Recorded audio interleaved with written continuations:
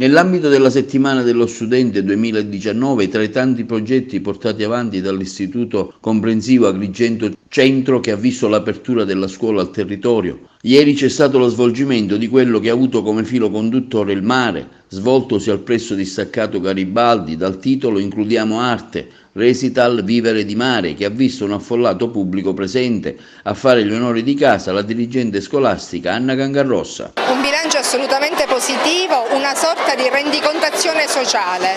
Dal 3 giugno al 7 giugno ogni giorno la scuola aperta al territorio, ogni pomeriggio fino alle ore 19, perché il nostro è un istituto abbastanza grosso, circa 1000 alunni, quindi abbiamo cercato di distribuire alcune attività nell'arco di questa settimana.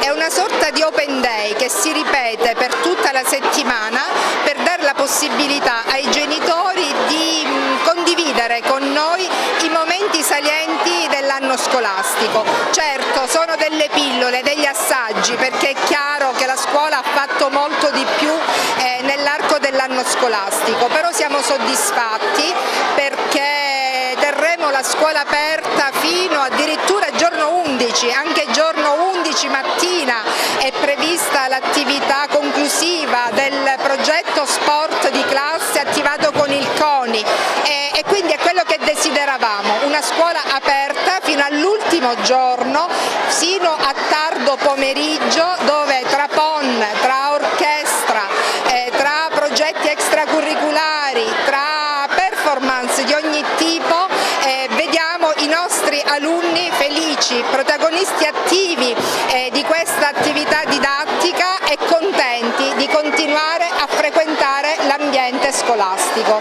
Bello anche la partecipazione di tanti genitori oltre che gli alunni. Anche i genitori, sì, tra l'altro per fortuna è esplosa l'estate e questo ci fa un pochettino soffrire magari il caldo, ma vedo i genitori contenti, compiaciuti, rispondono sempre attivamente con grande partecipazione. Tante le attività previste durante la settimana, oggi in particolare si parlerà di arte. Includiamo arte, si intitola il progetto che presenteremo noi oggi.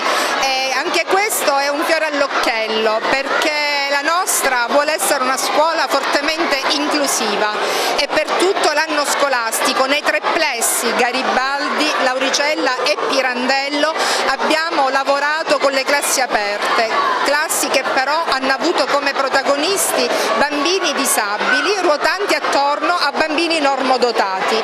Oggi siamo qua per presentare con grande orgoglio il risultato di questo lavoro di squadra. I nostri bambini, anche i bambini più fragili, anche i bambini che richiedono un'attenzione maggiore da parte di tutte le componenti sociali e in particolare nel nostro caso da parte della scuola, sono protagonisti attivi, bambini che recitano, bambini che con grande sforzo hanno imparato la loro particina, hanno assunto un ruolo davvero da veri protagonisti.